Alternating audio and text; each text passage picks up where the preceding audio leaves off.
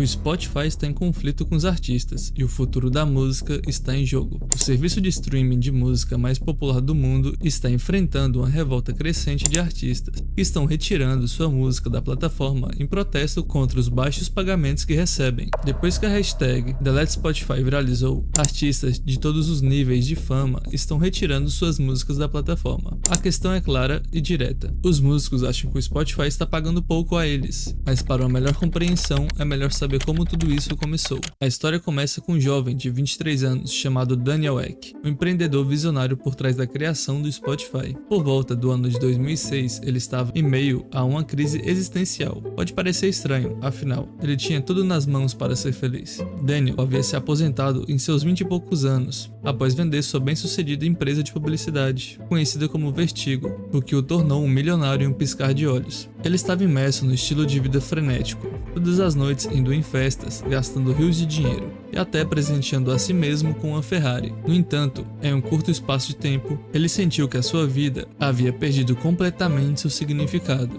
Daniel sempre foi um jovem prodígio da tecnologia. Quando frequentava o ensino médio, começou a ganhar dinheiro projetando sites por conta própria, e aos 14 anos já havia fundado sua primeira empresa de tecnologia, uma desenvolvedora de jogos para celulares chamado AD Vertigo. Começou cobrando $100 por site, depois 200 para o próximo cliente, mas logo percebeu que o seu talento era valioso, e em pouco tempo, aos 18 anos, estava cobrando $5.000 por site. Após se formar no ensino médio, Daniel ingressou na universidade para estudar engenharia. No entanto, ele abandonou a faculdade algumas semanas depois. Decidiu que não queria seguir uma carreira tradicional e, em vez disso, queria se dedicar à tecnologia. Ele começou a trabalhar em várias empresas tecnológicas, onde rapidamente se tornou um sucesso. Em 2005, ele cofundou o Advertigo, uma empresa de anúncios online que foi vendida por mais de $1 milhão em 2006. Lembrando que isso tudo aconteceu antes dos seus 23 anos de idade, o que nos traz de volta ao dilema de sua crise existencial. Daniel tinha tudo o que o jovem poderia desejar. Ele era um milionário, tinha sucesso no mundo dos negócios e parecia não ter com o que se preocupar. Ele tinha tudo que o dinheiro poderia comprar, mas não tinha nada que realmente o motivasse. Sem desafios, obstáculos ou novos horizontes para explorar, ele se via consumido por uma rotina de festas e gastos, e nesse cenário a sensação de vazio só aumentava. Enquanto buscava algo que desse um propósito real à sua vida, ele então teve uma ideia: usar o dinheiro que ganhou com a venda de seu negócio para se concentrar em um propósito ainda maior: revolucionar a indústria da música. Naquela época, um serviço de compartilhamento de arquivos de músicas chamado Napster surgiu como uma solução perfeita para os consumidores. Com ele, os usuários podiam baixar músicas gratuitamente de qualquer artista e de qualquer lugar do mundo. O serviço foi um sucesso instantâneo, mas acabou sendo fechado após uma série de processos judiciais. Isso mergulhou a indústria da música em uma crise jamais vista, com perdas estimadas de $10 bilhões por ano, devido ao compartilhamento ilegal de músicas. O Napster revelou que as pessoas estavam dispostas a pagar por música, desde que tivessem uma opção legal e de fácil acesso. Daniel era um grande fã de música e adorava usar esses serviços gratuitos de compartilhamento de arquivos, mas também percebeu que tudo isso estava prejudicando a indústria musical. No entanto, nesse momento, Daniel teve uma ideia simples, mas revolucionária: criar uma plataforma que permitisse às pessoas ouvir qualquer música do mundo de uma forma legal e acessível, financiada por anúncios, com uma porcentagem de receita de anúncios indo para os artistas. Ele queria que os artistas fossem pagos pelo seu trabalho, mesmo que os usuários ouvissem suas músicas de graça. Ele queria criar um serviço de streaming de música que fosse fácil de usar, com uma grande variedade de músicas e artistas. Além disso, queria assegurar que os artistas fossem pagos de uma forma justa, e assim nasceu a ideia inicial do Spotify, mas o caminho para o sucesso não seria nada fácil. Daniel estava confiante de que sua ideia poderia aprimorar a experiência musical das pessoas e, ao mesmo tempo, proteger a indústria da música contra a pirataria. No entanto, as grandes gravadoras que controlam a indústria da música eram céticas e não via sua ideia com bons olhos. Elas consideravam o Spotify uma ameaça ao seu modelo de negócios e não estavam dispostas a colaborar. Se ele soubesse quão complicado seria, talvez nunca tivesse iniciado essa jornada. Daniel uniu forças com seu amigo chamado Martin, que se tornou cofundador do Spotify. Eles sabiam que, para convencer as grandes gravadoras a licenciar sua música, precisavam criar um protótipo funcional do Spotify. Mas como fazer isso? Para criar um protótipo, eles precisavam de uma enorme biblioteca de músicas. Eles poderiam ter comprado as músicas legalmente, mas isso seria absurdamente caro. Eles enfrentaram um dilema complexo. Não podiam mostrar à indústria da música como o Spotify funcionaria sem construí-lo, mas também não podiam construí-lo sem o acesso à música. Era um verdadeiro quebra-cabeça. Em vez de desistir, eles tomaram uma decisão arriscada e baixaram milhões de dólares em músicas gratuitas naquele verão. Sim, o Spotify começou com músicas piratas. Eles sabiam que isso não era certo, mas acreditaram que seria a única forma de provar que o projeto tinha potencial. A equipe trabalhou incansavelmente para desenvolver os clientes do Spotify, dedicando dias e noites no escritório. Mesmo depois do trabalho, muitas vezes ficavam para jogar pôquer ou pebolim. Naquele verão, eles se tornaram uma espécie de família, já que passavam quase todo o tempo juntos. Em apenas alguns meses, conseguiram desenvolver a primeira versão do Spotify, que foi um verdadeiro sucesso. A interface era simples e profissional, com um ótimo mecanismo de busca e ferramentas para criar listas de reprodução. Havia também páginas dedicadas a artistas e álbuns, tudo organizado de uma forma fácil de encontrar. Mas o elemento mais importante, o Spotify era rápido. Quando você clicava em uma música, ela começava a tocar quase imediatamente. Isso representou uma verdadeira revolução na forma com que as pessoas ouviam músicas online. Foi um grande avanço, especialmente porque a internet era muito lenta naquela época. Isso significava que os servidores de streaming de música, como o Spotify, tinham que baixar a música completa antes que os usuários pudessem começar a ouvi-las. Isso era um grande problema, criando esperas de vários minutos ou até mesmo horas para começar a ouvir uma música. Para resolver esse obstáculo, a equipe teve uma ideia genial: dividir as músicas em pequenas partes e baixá-las enquanto o usuário já estava ouvindo. Isso possibilitava que as músicas começassem a tocar quase imediatamente, sem que o usuário precisasse esperar. Essa solução revolucionária foi um sucesso absoluto. Para coletar o feedback, eles enviaram convites beta para um grupo específico de pessoas. O resultado foi um sucesso estrondoso. O Spotify se tornou um fenômeno global, revolucionando a forma com que as pessoas experimentavam a música. A facilidade de uso, a ampla seleção de músicas e a qualidade sonora eram incomparáveis. Daniel estava empolgado, mas também muito estressado. As negociações com as gravadoras sobre o uso não autorizado de músicas não estavam indo bem. As principais gravadoras da indústria, Universal, Sony e Warner, estavam relutantes em trabalhar com o Spotify. O modelo de negócios era verdadeiramente revolucionário. Oferecia aos usuários a liberdade de desfrutar qualquer música, a qualquer momento, em qualquer lugar, sem gastar um único centavo. Isso representava uma ameaça para as gravadoras, que tradicionalmente lucravam com a venda de álbuns e singles. As gravadoras queriam que o Spotify pagasse uma taxa fixa por cada reprodução de uma música. Essa exigência apresentava um desafio, já que não havia garantia de que a receita de anúncios seria suficiente para cobrir os custos. Daniel estava preocupado. Ele sabia que precisava encontrar uma solução rápida, ou o Spotify poderia falir. A equipe havia trabalhado incansavelmente para construir um produto quase perfeito,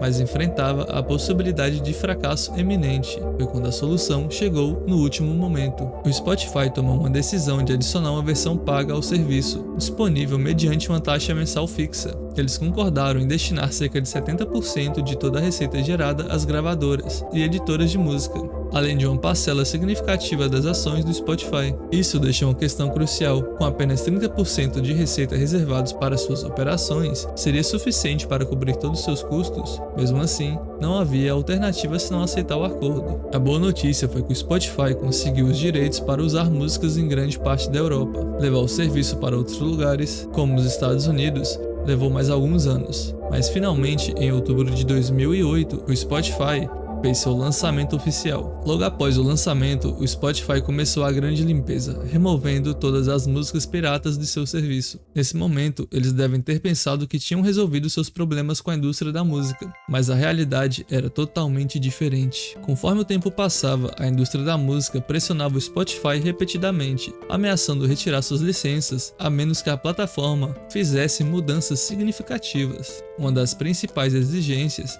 era eliminar a versão gratuita do aplicativo. Eles queriam mais pessoas pagando pela versão premium, que era mais lucrativa. Isso frustrava os engenheiros do Spotify, já que parecia comprometer o que o aplicativo tinha de melhor, tornando-o menos atraente. Mas devido à influência das gravadoras, o Spotify não teve escolha. Outro desafio surgiu quando as gravadoras souberam que o Spotify estava atraindo mais investimento financeiro. Elas queriam uma fatia maior, mesmo que o Spotify ainda não estivesse gerando lucro. As pressões não limitaram as gravadoras. O Spotify constantemente se via em conflito com os artistas que criticavam a plataforma. Alguns chegaram a retirar completamente suas músicas, incluindo nomes famosos como Metallica, Pink Floyd, Beatles e Bob Dylan. Com o tempo, muitos outros artistas também manifestaram insatisfação com os pagamentos. Taylor Swift, por exemplo, retirou suas músicas em 2014, alegando que a plataforma desvalorizava a música. Esse período foi marcado por tensões constantes entre as gravadoras e os artistas. A situação era o seguinte: o Spotify não define a quantia que cada artista recebe por stream. Esse valor depende das negociações individuais que os artistas têm com as gravadoras. O que é importante destacar é que os artistas muitas vezes estavam em desvantagem em relação às gravadoras. As gravadoras, ao menos, possuíam ações no Spotify, então ganhavam dinheiro com o crescimento da plataforma, enquanto os artistas não. Muitos deles viam o Spotify como uma ameaça para as vendas de suas músicas, o que aumentava suas preocupações. E para complicar ainda mais as coisas,